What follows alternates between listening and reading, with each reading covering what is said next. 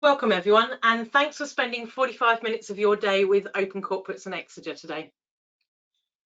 In the fight against crime, particularly financial crime, we've been held back by not having official, verifiable source data about companies.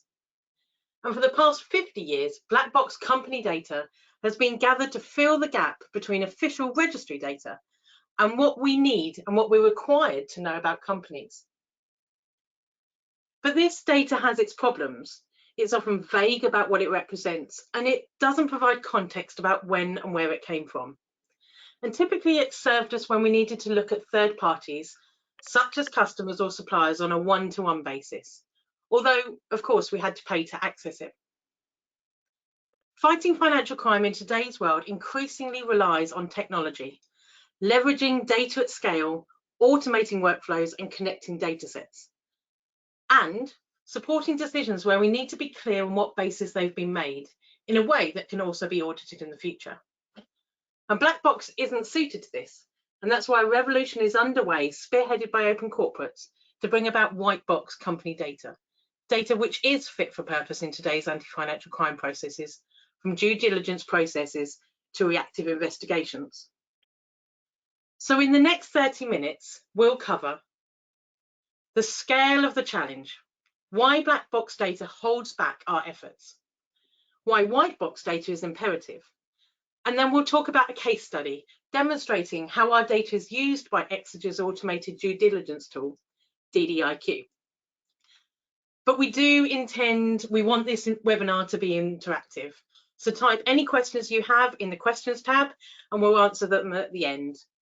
And we're going to ask a poll question, so please be prepared to vote. But first, let's give you a quick introduction to your speakers today. So I'm Rebecca. I'm the Chief Impact Officer at OpenCorporates, and I work with clients, particularly our public benefit users, helping them to use our data, often to uncover financial crime and other illicit activities. My own background is in professional services. So in my last role, I led PwC's investigative analytics group that sat within Forensic in the UK. And during 12 years of at PwC and at Deloitte, I worked both on the proactive and reactive side of anti-financial crime. So that incorporated large regulatory investigations, such as KYC remediations, third-party payment reviews, and reactive reassessment of related party risk, through to proactive risk profiling and building data-led risk models. But I've talked quite a bit now. Aaron, do you want to tell us a little bit about your experience and about Exiger? Sure, thanks, Rebecca. And thank you everyone for joining. My name is Aaron Narva, and I'm responsible for the corporate technology group at Exiger.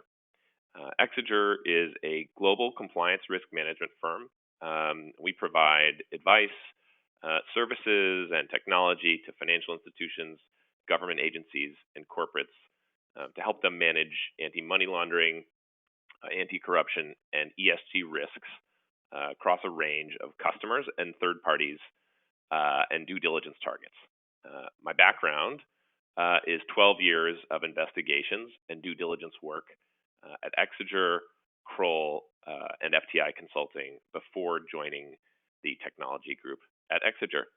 Thanks, Rebecca. Thanks, Aaron. Okay, so let's start on the next slide. So what is the challenge today?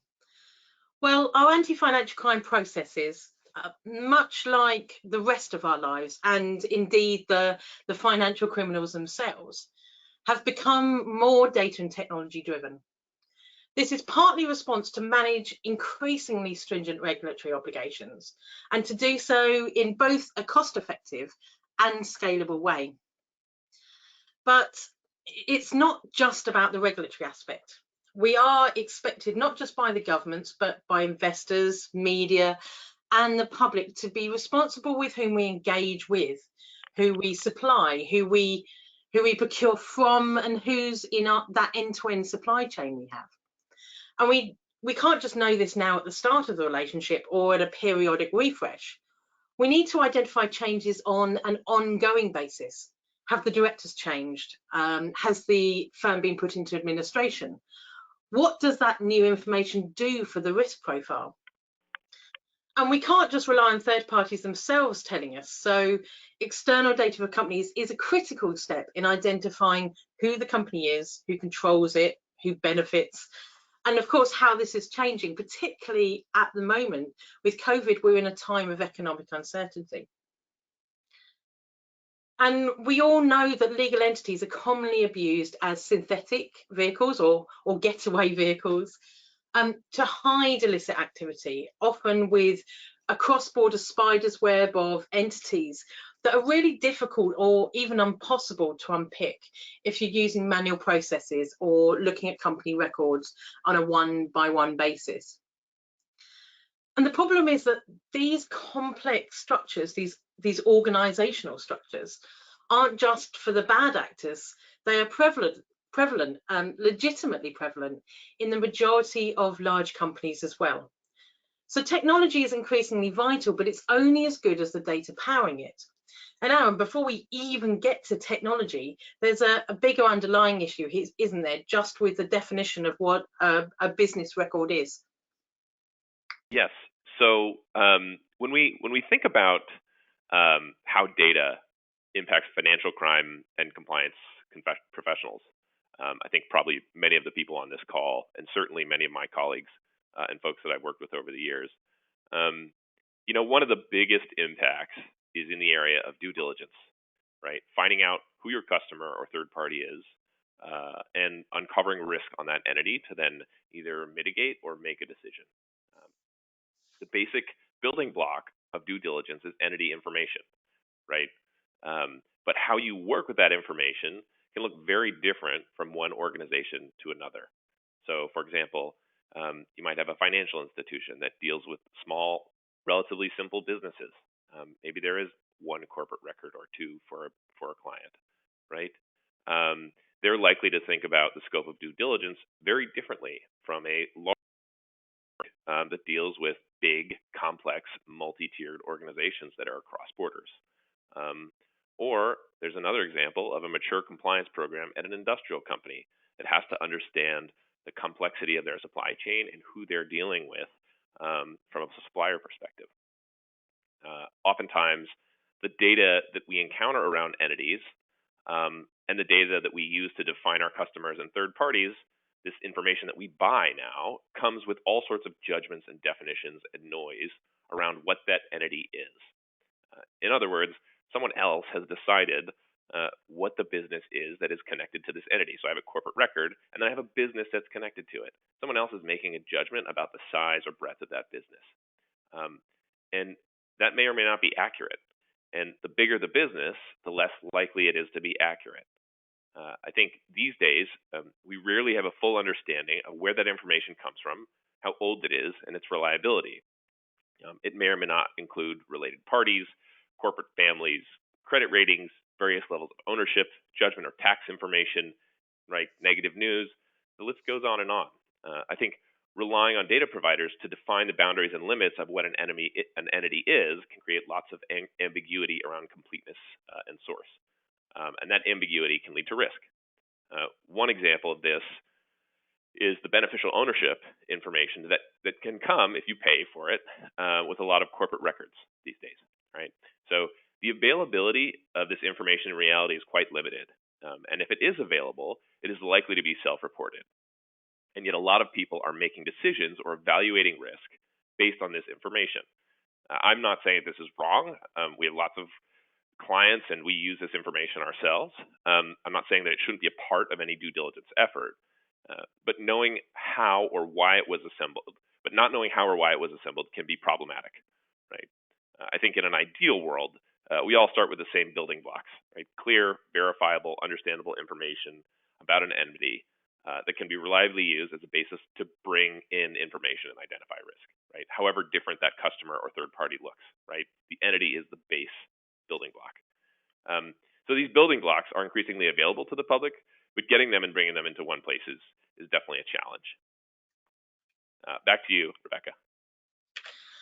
Great, thanks very much, Aaron. So getting access to company data is more difficult than it needs to be, mainly due to the poor state of access to official company data. So what are the key issues? Well, when company data is legislated to be public information, but then is locked away in either individual databases or behind a paywall, it really undermines the fundamental purpose of the register, which is something to be consulted. And because it's rarely available as open data, knowing who you're in business with, particularly if it's behind a paywall, does come at a price, and that does restrict access. Most registries also give access on a record by record basis, but we know in today's world, insight comes from combining lots of different data sets. And so today we need the data at scale, how, when, and where it's needed.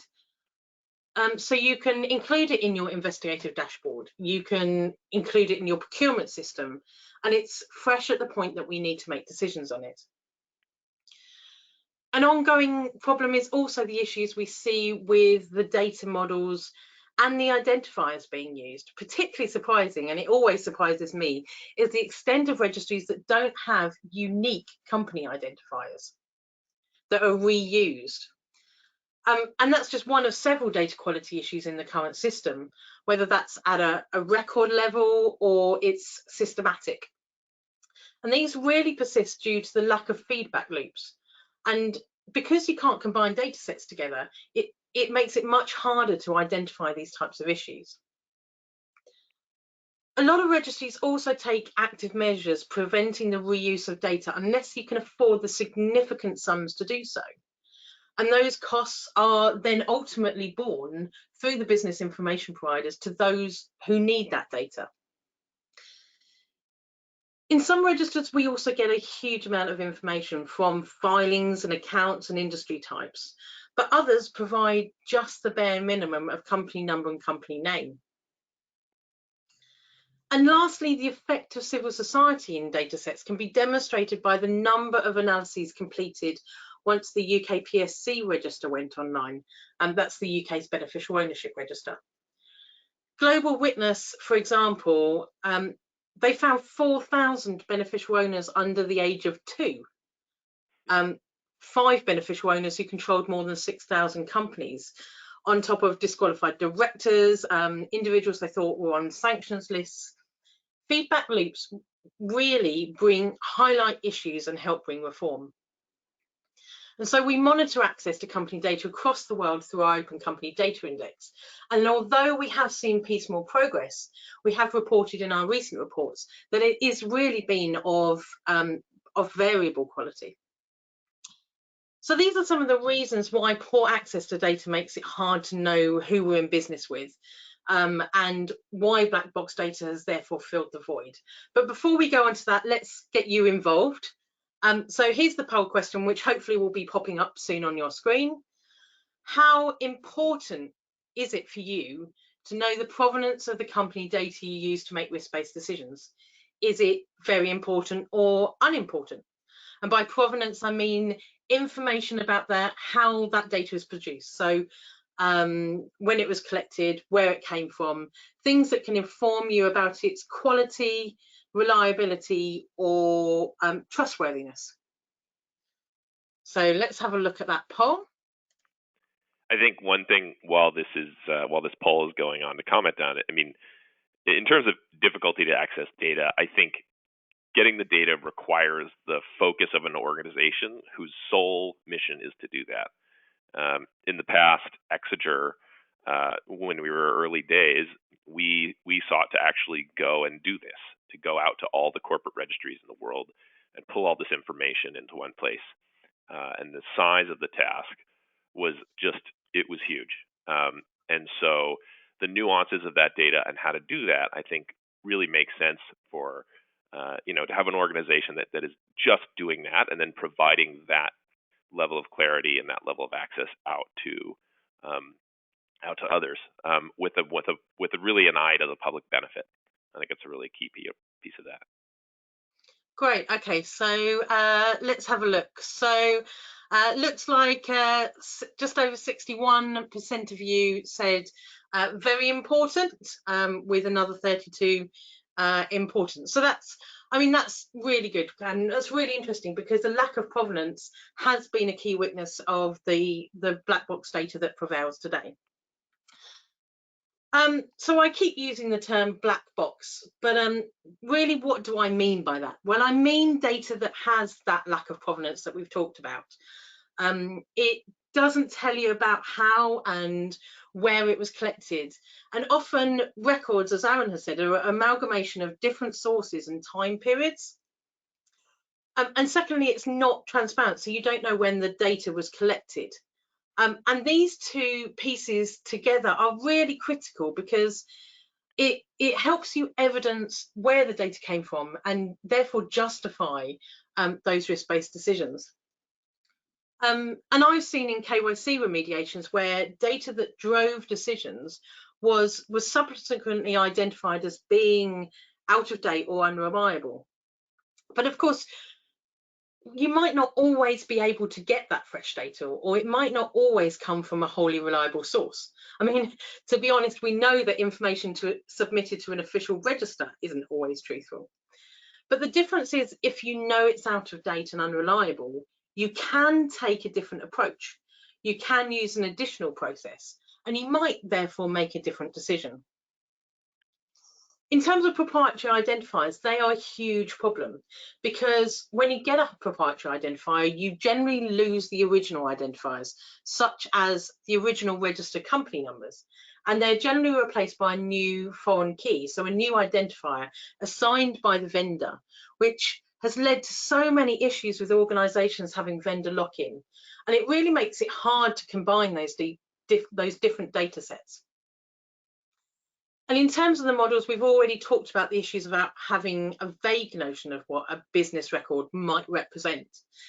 But in reality, what really matters is whether it is a legal entity, because those are the ones that you as an organization or as an individual, you can enter into contract with that. And I've already talked about why data quality feedback loops are really important. And if they don't exist, issues aren't uncovered and rectified at the source, and then thus they keep perpetuating through. So on to the next slide. The scale of the problem is absolutely huge, but that is why we created OpenCorporates. And I felt it was worth explaining, as people often see us just as a public benefit organisation. We are the largest open database of companies in the world, and our mission is to make company data open for all. And we do that by aiming to map every legal entity from official public data in order to promote global corporate transparency. So we've made that company data from individual company registers, open, structured, and of course searchable across all of them for free across our website. And that's all our data, it's not a freemium model. Currently over 5 million unique users use our website per month to know and to look at who they're in business with. And we've enabled others to directly identify illicit activity, both in the commercial and public arenas. What is less known is that over 400 commercial organisations use our data at scale, and those include government agencies, regulators, financial institutions, payment platforms, all the way to the RegTechs, right across the depth and breadth of the anti-financial crime community. But we're not just about providing data. On the next slide, please. We are at the forefront of advocating for all registries to provide their data openly in order to benefit everyone. This is really a critical step in promoting transparency.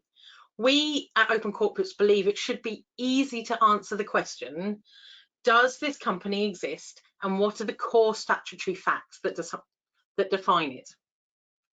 And so today's world, we're data driven. This means having that data where, how, and when we need it. And so we need those official sources, those primary sources, to provide that data at scale in a standardized and machine readable format. So it can be reused, it can be mixed with other data sets. And with no discrimination against types of reuse. So you can incorporate it, for example, within your in-house application, or it's delivered via an app on your phone. Not surprisingly, we need it to be up to date. How on earth can we stay on top of KYC requirements if we don't know about changing directors or companies going into administration, if it isn't updated in a timely fashion? And we also needed to have a decent depth and breadth, and that includes beneficial ownership, filings, directors, etc. And we need to see how this has changed historically, because this allows us to identify additional key red flags. But making data open heightens the base layer of data that we all have to rely upon. If we go to the next slide, we've seen that the anti-financial crime community and regulators are asking more of vendors now. So it's not just enough to rely on data and tools alone. We do need those audit trails of where data has come from and how solutions have derived conclusions. And OpenCorporates for the last 10 years has been leading this by making company information white box. And well, what do I mean by that? I mean, it has that full provenance we've been talking about. You can see where it came from. You have the ability to rely on a trusted source or take another with a pinch of salt. It is transparent, so you know when it was collected or last updated, so you can adapt your processes accordingly. And it has that clear structured model, so you know what it either represents or what it the opposite, that it doesn't represent. It uses those open identifiers based on those in the local sources, which allows integrations with other data sets.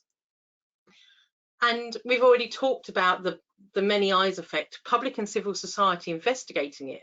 Not only do you have a better quality feedback loop, but the outcomes of that also help make the case of strengthening the data and the legislation around it.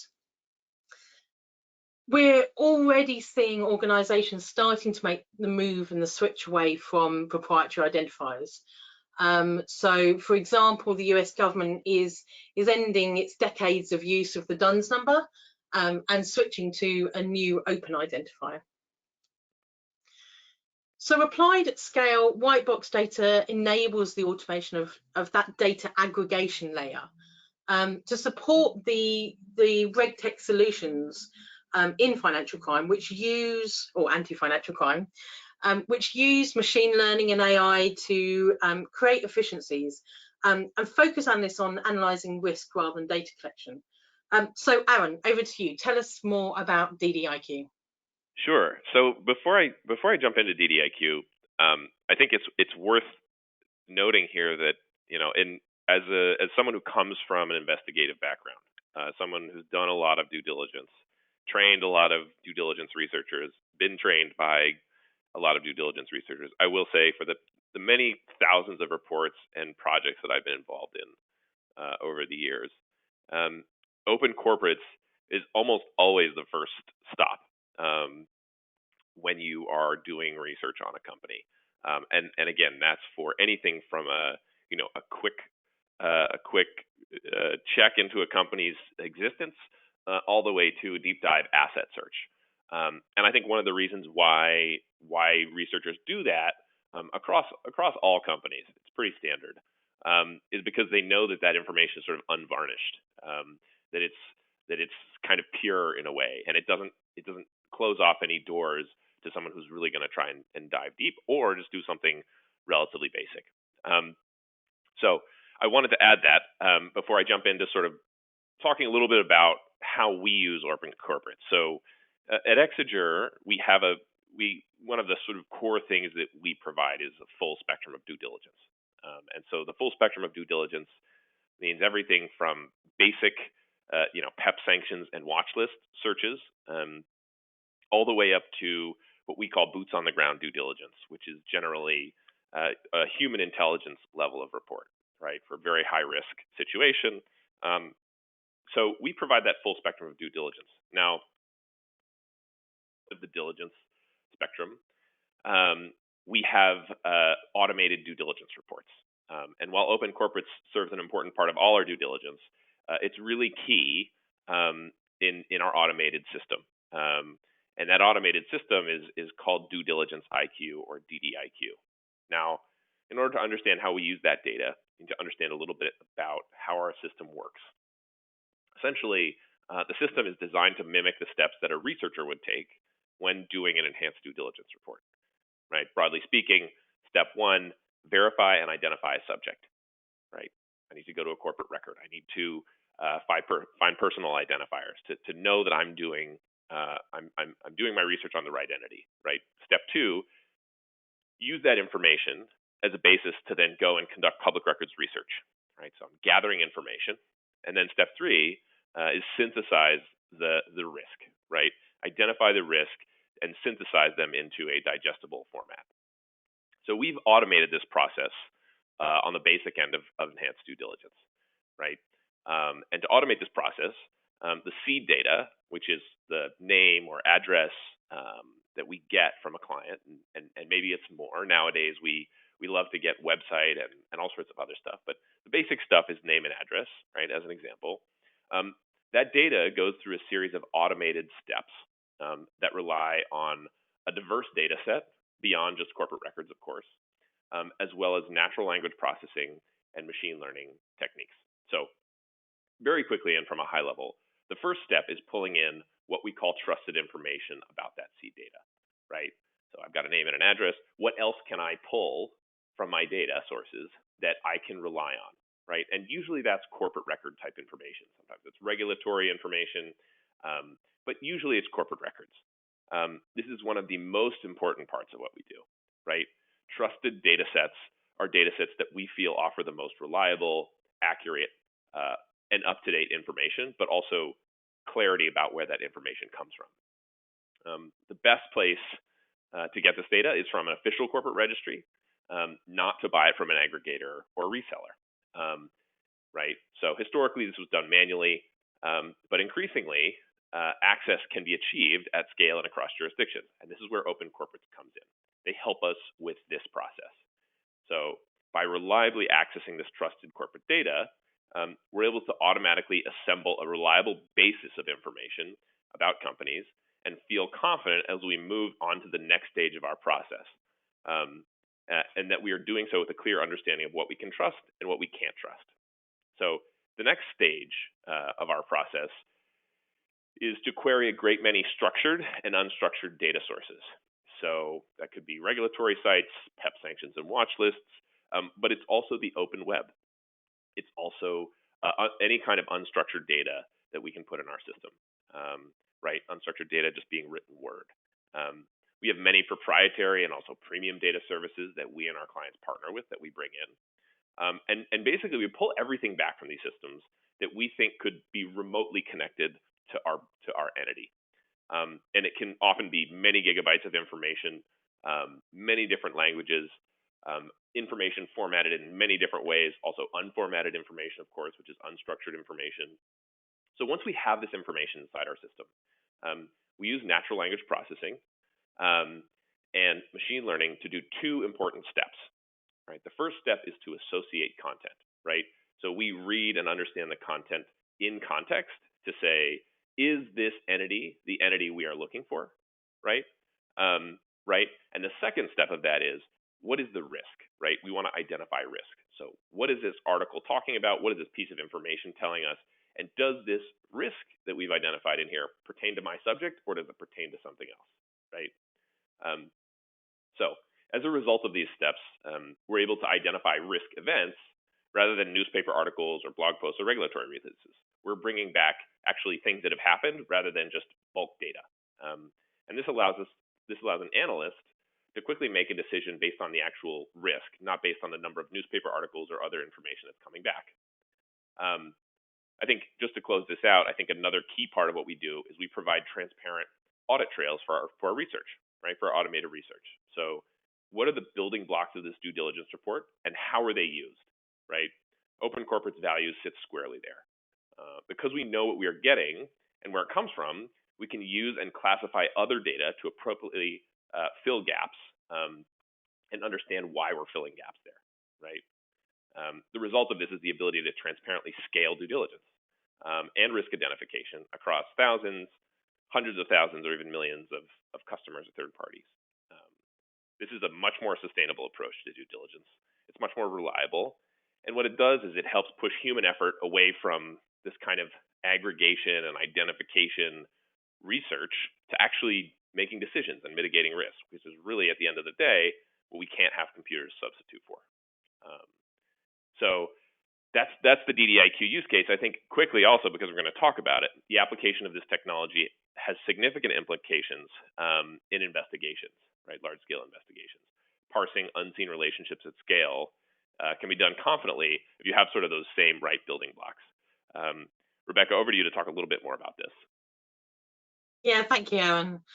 So as Aaron has already said, it's not just about the due diligence side, it's also about the investigations. And we see RegTechs and government enforcement agencies, for example, already using our data to inform the kind of network analytics powered investigations, often using our bulk data rather than our API to connect the dots across borders and disparate data sets.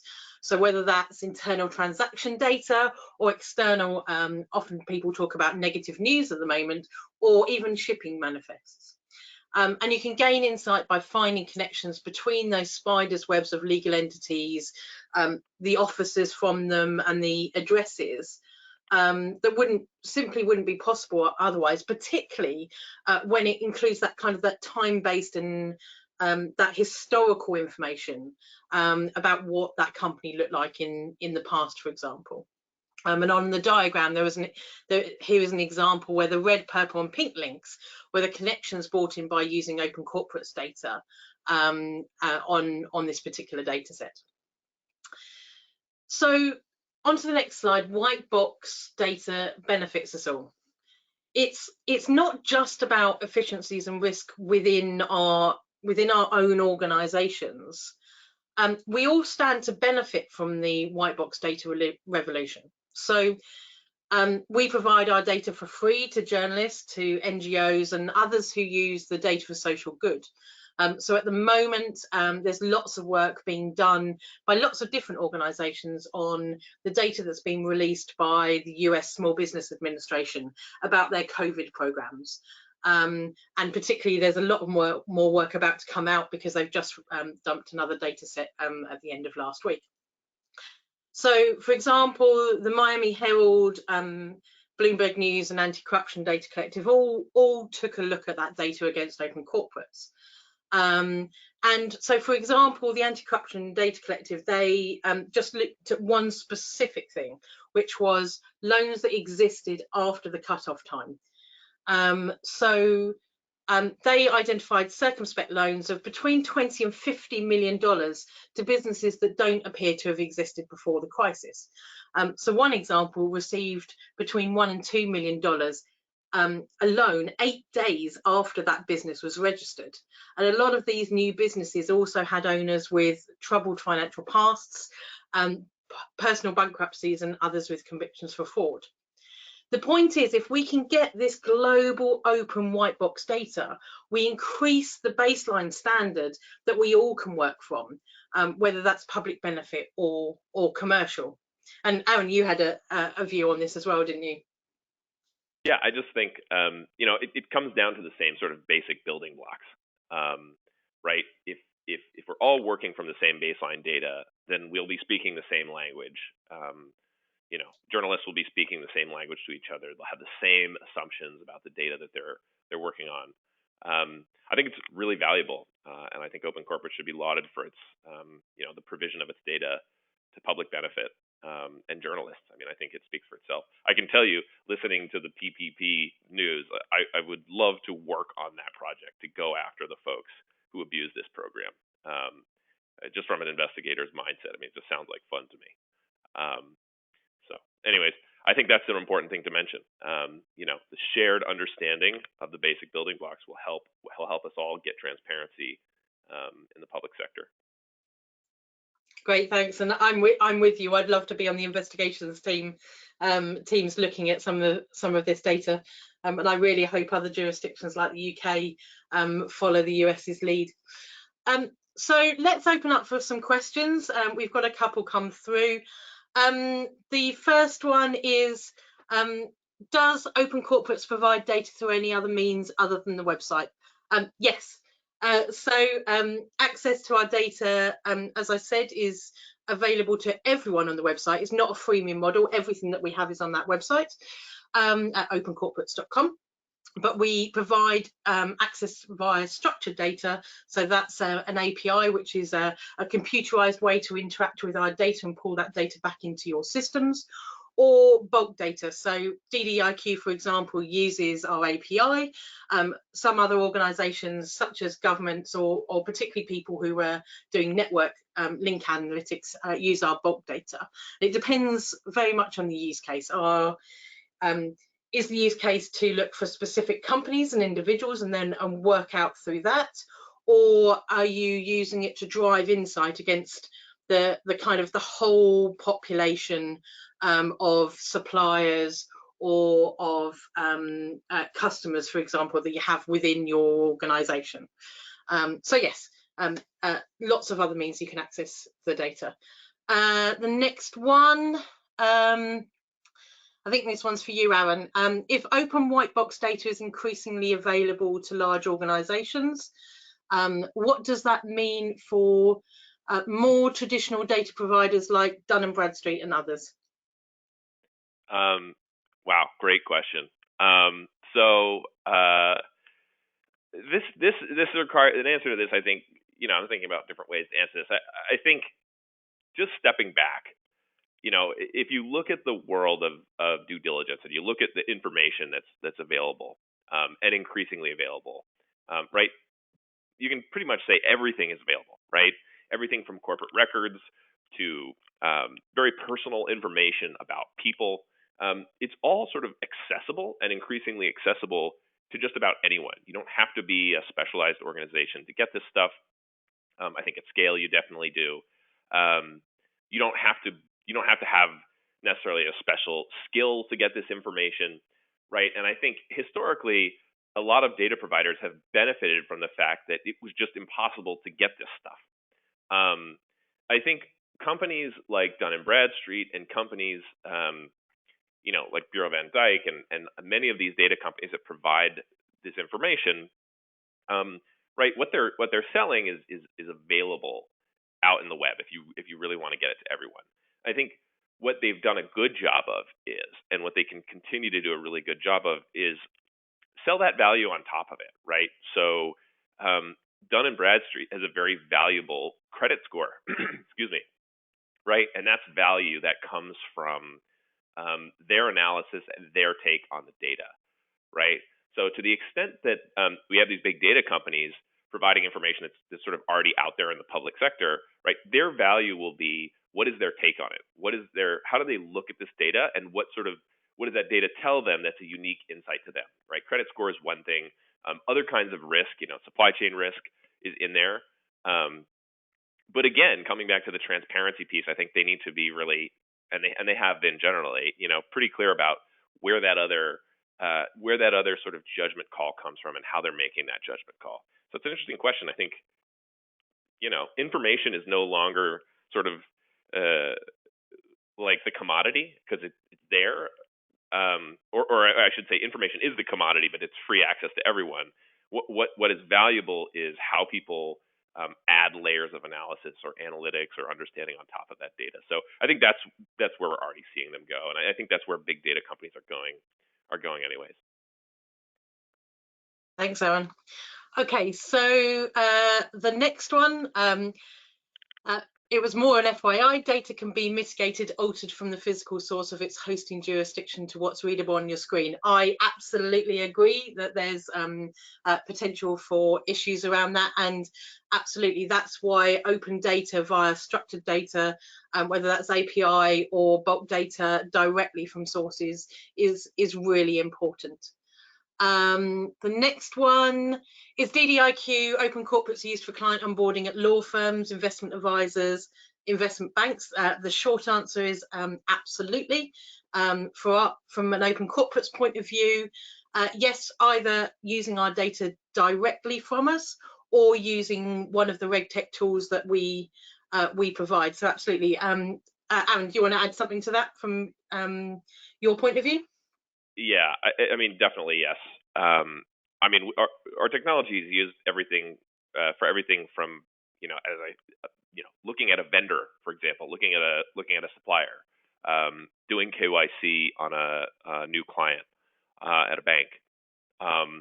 But there is also definitely an element where DDIQ is being used as sort of a business starter or an evaluation step. When you're looking at a potential client, or you want some quick intel. I think for law firms specifically, right? They need to know who their clients are. They don't do the same things that banks would do in terms of KYC. I think it depends on the law firm. Sometimes they do more. Sometimes they don't do anything. But certainly DDIQ is being used as an application at law firms, and we also do get a lot of law firms that come to us on behalf of their clients, who need to do some due diligence, and be able to identify risk quickly without breaking the bank. On the investment advisor side, right? I think it's interesting. We do due diligence both on investments, right? So who are they investing in, right? A lot of investment advisors, increasingly these days, they want to know and understand risk, especially ESG risks. I think that's a big area of growth, and that's one that we certainly cover. That's environmental, social, and governance risks. There's a big push there to uncover that information. I think we're uniquely positioned to actually go and pull that information from the open web and from a variety of different databases to provide sort of quick snapshots of that stuff. And then obviously investment advisors do KYC on their investors, right? So that's a pretty standard use case. So yeah, good question. The answer is yes to all of it.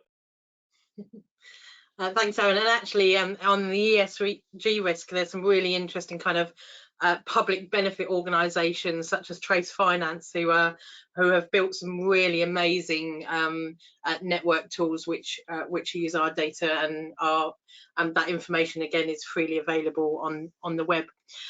We are heading in close to the end of time. We have got some questions that we haven't answered, but we will get back to those people directly. So before we finish up today, just a couple of things. Use the data, go search for the company or officer on our website. It will always be open to everyone for free. And we can provide test APIs or sample bulk data if you want to leverage our data at scale. Mark your interest in the post-webinar survey, or email us at that email address. The second piece is campaign. Everyone needs to push for registries to open up that company data. It really does benefit us all, particularly at the moment we're in the implementation phase of the PSI directive. And to learn more, read our white paper, The White Box Data Revolution. It's available on our blog or via us, and we interviewed lots of data experts as part of that. So thanks for listening. You'll receive a recording of the webinar by email in the next few days. Please do complete the post-webinar survey. That should appear after you close this webinar. But finally, thank you to Aaron. It's really been great to have you chatting to us today and talking about Exiger and how you use our data. So thank you. Thank you. We always love talking about this stuff, and we appreciate everything OpenCorporates is doing. So thank you. Brilliant. Great. Thanks all. Have a great rest of your afternoon. Thank you.